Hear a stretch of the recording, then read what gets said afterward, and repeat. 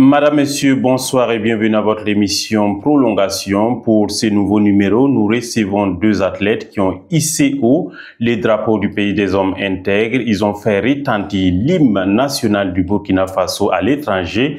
Nous recevons aujourd'hui des samboïstes. Ce sont Elza Zoungrana et Aboubakar Koulé. Bonsoir et bienvenue à vous, Aboubakar. Bonsoir. Merci d'avoir honoré notre invitation. Le plaisir est partagé. Merci. Elza, bonsoir et bienvenue. Bonsoir. Vous allez bien? Oui, ça va. Merci d'avoir honoré notre invitation. Merci bien. D'accord, merci. Alors, pour commencer, qu'est-ce qui vous a poussé, Elza, à pratiquer les sambo? Bon, je peux dire que comme j'étais une amoureuse des arts martiaux, je faisais déjà le judo. Donc, quand j'ai eu à voir une vidéo d'un combat de sambo, j'ai décidé que, pourquoi pas essayer. Et voici, j'ai essayé et ça a donné. Donc, on est toujours dans ce sport-là. Donc, c'est ça. Elza a décidé de pratiquer les arts martiaux. Pourquoi pas autre discipline? Est-ce que elle n'est pas tentée de se défendre ou bien elle n'est pas tentée de frapper son mari un jour? C'est comment? Non, pas du tout. En réalité, en premier lieu, j'adore le football. D'accord. C'était le football, mais après, comme quoi, j'ai été séduite par les arts martiaux et j'ai donc décidé de pratiquer. Donc, dire que, bon, c'est ce qu'on dit tous les jours, une fille qui pratique les arts martiaux, forcément, elle viendra peut-être frapper son mari plus tard, mais même pas. Ce sont les plus dociles, les plus douces qui soient au monde, les femmes pratiquantes des arts martiaux. D'accord, merci. Aboubakar, pourquoi vous avez décidé de pratiquer le sambo? Au début, c'était le karaté et maintenant vous êtes au sambo. Et pourquoi pas le football? Parce que les garçons sont plus football, le sport roi. Pourquoi pas ça et en lieu de place du sambo? Bon, moi j'aime le football, hein. J'aime bien le football, mais je préfère regarder, mais pas en faire. Voilà, le sport que j'aime pratiquer, c'est naturellement les arts martiaux. Et j'ai commencé par le karaté. Et en fait, le sambo, ce qui m'a beaucoup séduit, c'est le travail au sol. Les projections, les amener au sol, les clés, les étranglements. Donc, c'est une manière de compléter mon art, en fait. Donc, c'est pas de changer, mais c'est d'ajouter. Voilà. Alors, récemment, vous avez participé à des compétitions, mais dites-nous, la pratique du sambo, ça représente quoi pour vous exactement? Le sambo, c'est une école de vie. Sur le tatami, ce qu'on apprend, on le pratique quotidiennement dans la vie courante. Parce que nos coachs, quand tu es sur le tatami, on t'apprend à ne pas abandonner. On t'apprend à donner le meilleur de toi-même, à pratiquer toujours un dépassement de soi. Donc, ce sont des qualités qu'on a toujours besoin dans la vie courante. Donc, quand on sort, on a un mental solide. Sur le tatami, tu as ton adversaire qui est en face de toi, qui veut la même chose que toi. Donc, il faut te donner corps et âme pour arracher, en fait. Donc, dans la vie courante, tu appliques ça dans n'importe quel domaine.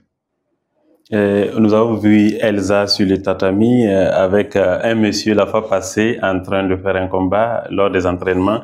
C'était quand même impressionnant. Elza, est-ce que Elza peut affronter un homme sur le tatami pour des exercices ou bien des compétitions? Oui, bon, pour des compétitions, je dirais non, parce que les arts martiaux, forcément, quand il y a un combat, fille, c'est de fille-fille, uniquement fille-fille, et garçon-garçon. Voilà. Maintenant, lors de mes entraînements, bien sûr, on n'a pas trop de filles au club, mais il y a des filles qui pratiquent le sambo au Burkina. Peut-être dans les autres régions, il y a énormément de filles, mais au club, pas assez. Et s'il y en a, c'est que ce sont des nouvelles. Et pour moi, je dois être en pleine forme pour les compétitions. Donc, évidemment, je m'entraîne avec les garçons et je suis habituée à cela. Donc, c'est normal que vous me voyez lors de l'entraînement avec un garçon en train de... Est-ce que ça montre que vous voulez placer la barre très haute ou bien c'est quoi? Oui.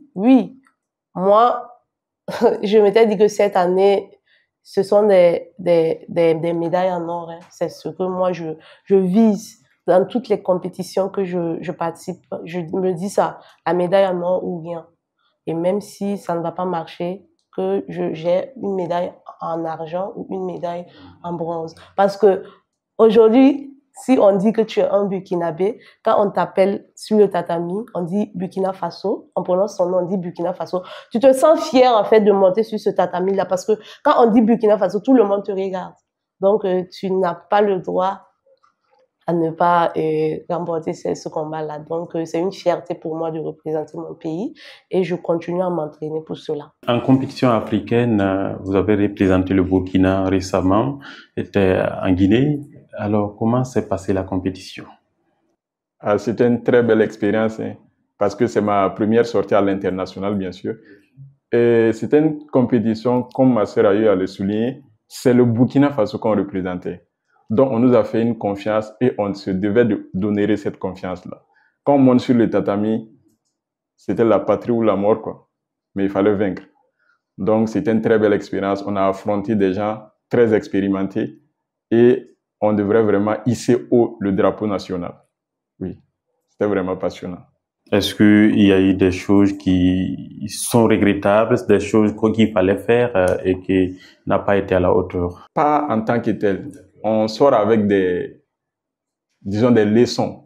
Parce que on partait avec le seul objectif, c'est de ramener l'or. Voilà. Donc, avec la bronze, c'est un peu, je ne dirais pas un regret, mais c'est un objectif qui n'est pas encore atteint. Mais on revient avec une autre expérience. Voilà. Est-ce qu'on peut dire que les leçons sont tellement bien tirées et que les prochaines compétitions, on peut viser l'or, rien que l'or? Exactement. Parce que quand je suis arrivé, les pieds-points, moi, ça allait. Hein. Mais la lutte, les projections en bas, j'ai encore énormément de travail à faire. Donc, je sors de cette compétition avec cette leçon. Et c'est sûr que j'ai déjà commencé à travailler beaucoup le sol, les projections. C'est sûr que la prochaine fois, c'est l'or. Alors, Elsa, en Égypte 2024? En Égypte 2024, c'était ma première participation à une compétition de sambo à l'international. Au début, il y avait un peu la peur parce qu'il y avait pas mal de pays. Et on sait que, nous tous, on sait que les Maghrébiens sont toujours au rendez-vous. Et c'est eux, ils ont le bon nombre d'athlètes expérimentés. Mais j'ai été double médaillée de bronze au championnat d'Afrique en Égypte, en sambo sport et en sambo beach. Ça n'a pas été facile. J'ai voulu tout donner, j'ai tout donné et je ne suis pas découragée parce que je sais que je suis prête pour affronter réellement le championnat d'Afrique prochain. Inch'Allah, ça va donner. Oui. Nous avons vu le coach parler des conditions de participation. Tout n'était pas réuni, mais on faisait avec le peu qu'on a. Alors, nous allons le suivre avant de revenir. Alors, il faut dire que les jeunes avant qu'on parte, ils étaient très confiants parce que le message est très clair au niveau du Burkina, que ce soit ici sur le plan de combat que nous connaissons, que nous menons tout le temps, que tout le monde mène. Les jeunes étaient déjà conscients de la tâche, de la responsabilité qui les incombait. Donc, l'objectif, c'était d'aller vraiment décrocher les médailles. Donc, les jeunes, ils ont tout donné. Ils ont donné le maximum pour pouvoir décrocher ces médailles. Ça, ce sont les partenaires également qui nous accompagnent parce que au niveau national, au niveau du ministère, nous ne sommes pas accompagnés. Voilà. Parce qu'on nous dit que nous ne sommes pas en fédération, donc on ne peut pas être accompagné. Sinon, l'objectif, c'est d'avoir plus d'athlètes. Avoir plus d'athlètes, c'est avoir plus de chances de décrocher les médailles. Malheureusement, on n'est pas accompagné par le ministère du Sport, par aucune personne ici. Oh, mais il faut dire que je suis très satisfaite parce que lorsque vous participez à une compétition et que l'hymne national de votre pays est chanté, c'est vraiment une fierté, quoi. C'est vraiment une fierté. Donc, Aboubacar, la compétition s'est bien passée, mais les conditions n'étaient pas à la hauteur. Est-ce que c'est ce qui a peut-être fait que l'or, on l'a pas eu? Bon, le coach a tendance à nous dire une chose, c'est de ne pas trouver des excuses. Même si cela a un peu joué, mais je ne prendrai pas ça comme une excuse en fait. Bien vrai, on n'était pas dans les conditions comme il se devait, mais je me dis que c'est le travail qui n'est pas assez arrivé. Donc, je reviens avec des leçons, travailler sur les faiblesses pour en faire des forces. Alors, pour Elsa, est-ce que en Égypte, vous avez rencontré les mêmes difficultés que les Aboubakar ont rencontrées?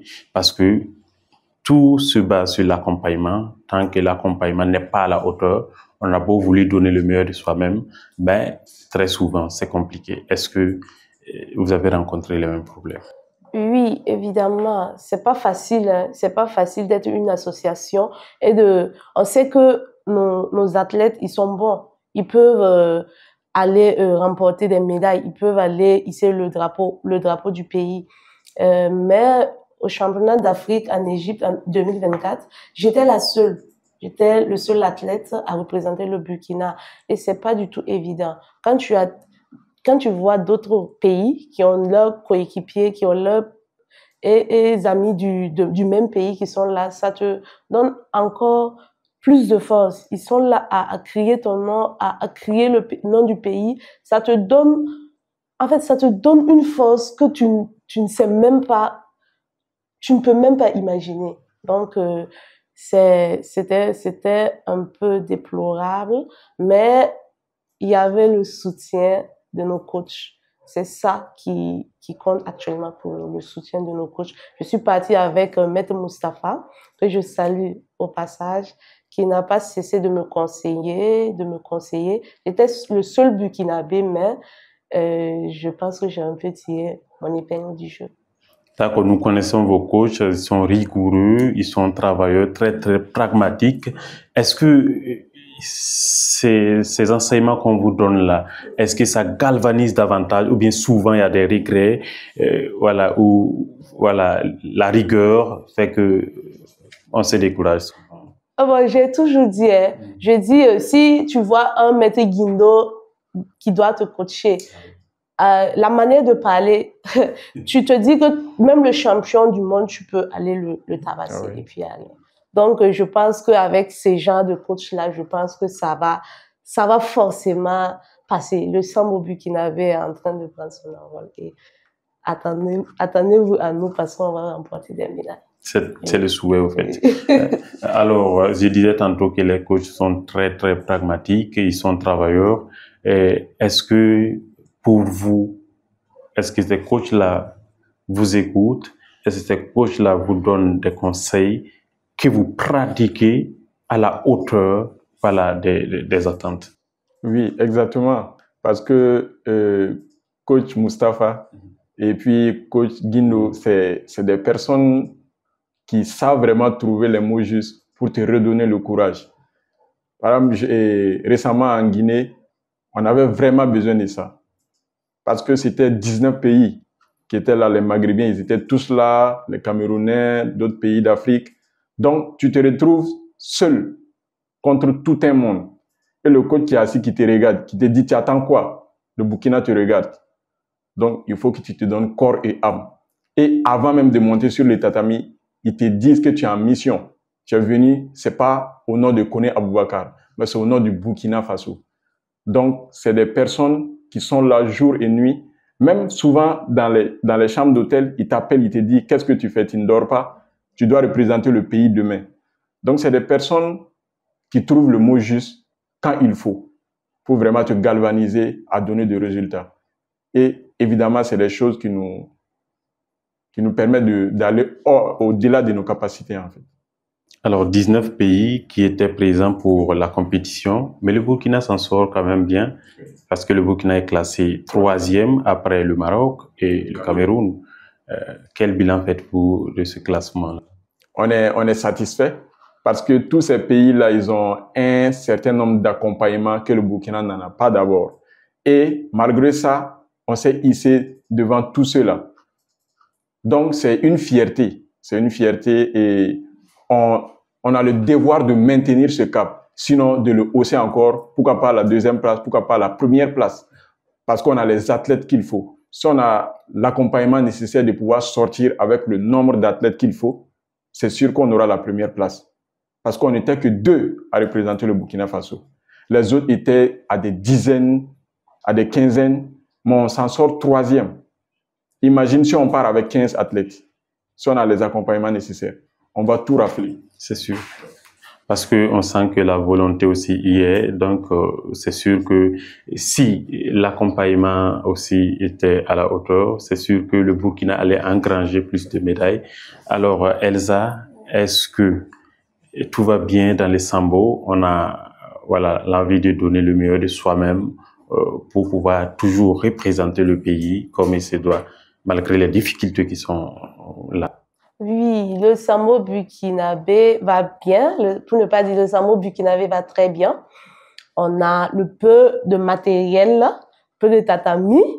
On essaie de s'entraîner comme il faut. Et nos coachs ne cessent, les dirigeants de l'association ne cessent de nous encourager. Ils nous donnent ce qu'ils peuvent nous donner pour nous préparer.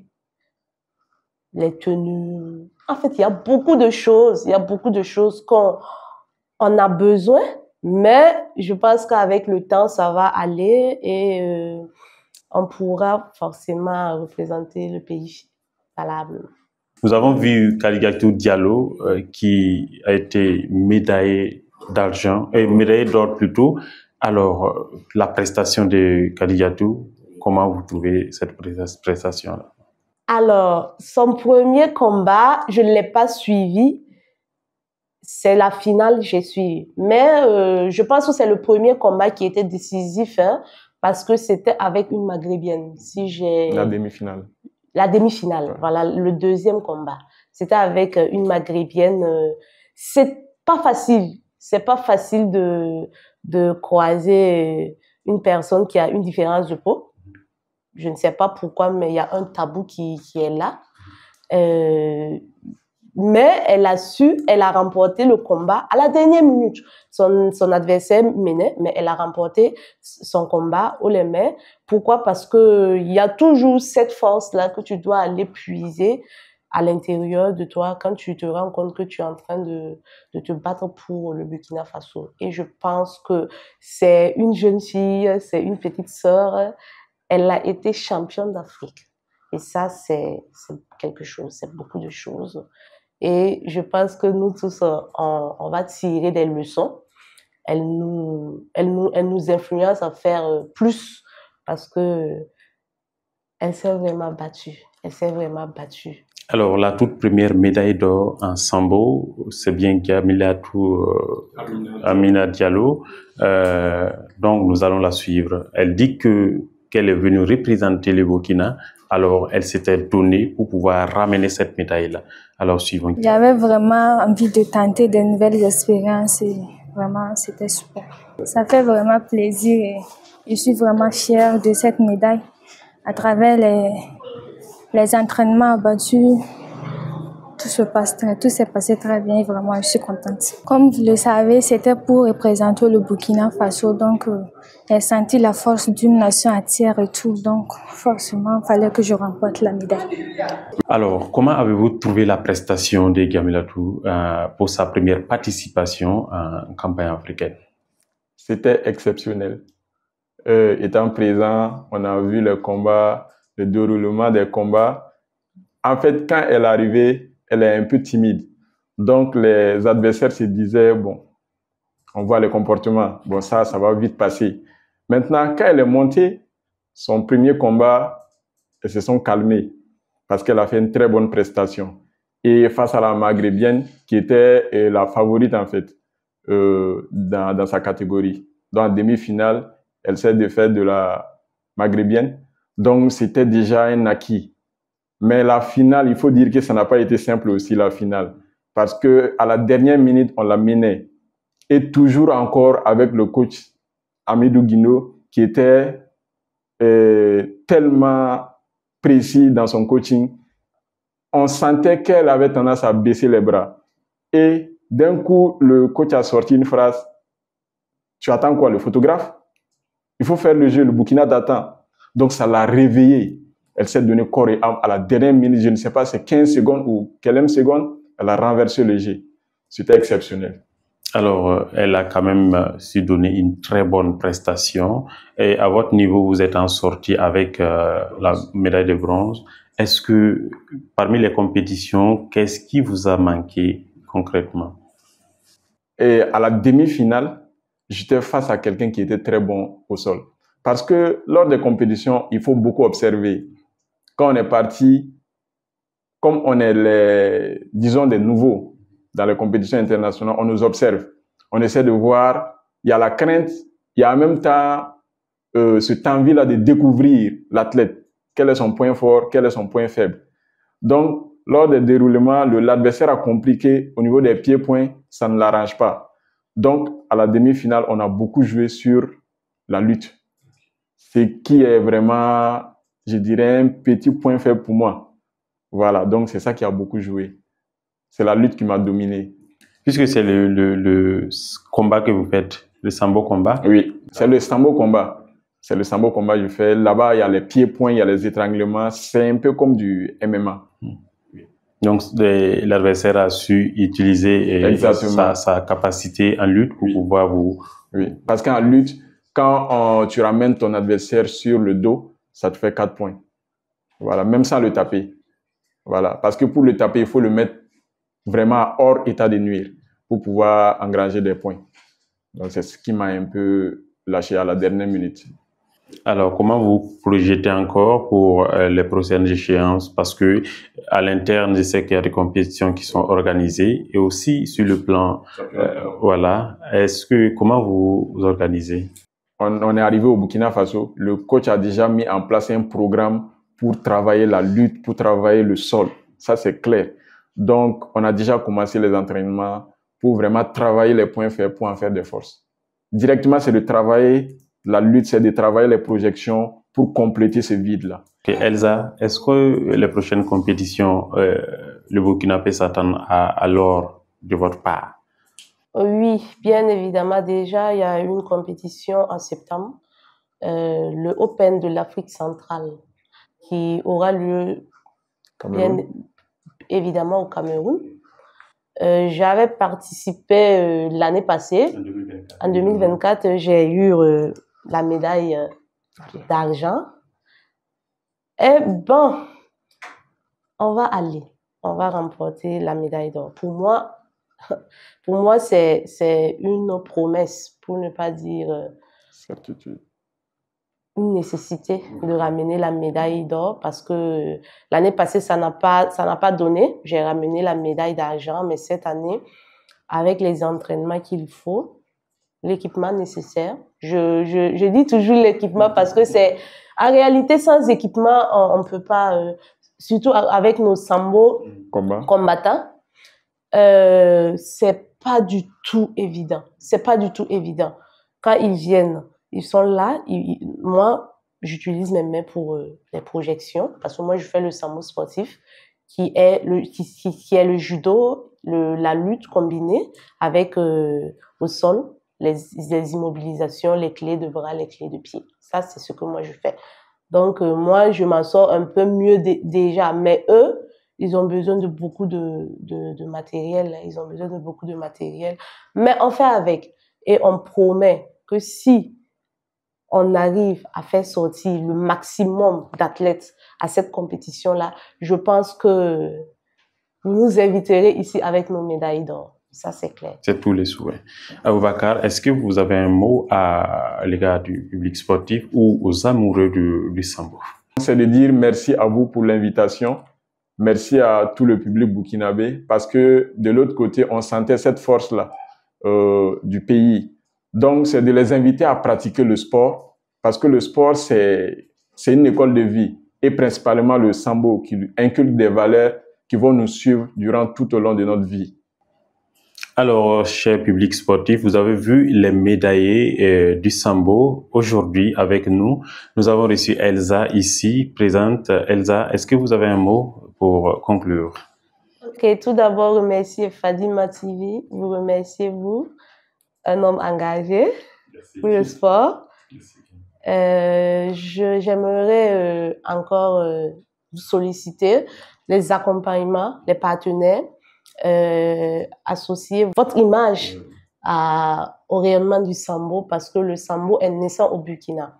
Et je pense que avec l'accompagnement qu'il faut et les sorties de nos athlètes pour les compétitions internationales, les expériences s'acquièrent. Je dis toujours, les expériences s'acquièrent avec les différentes compétitions et surtout à l'international.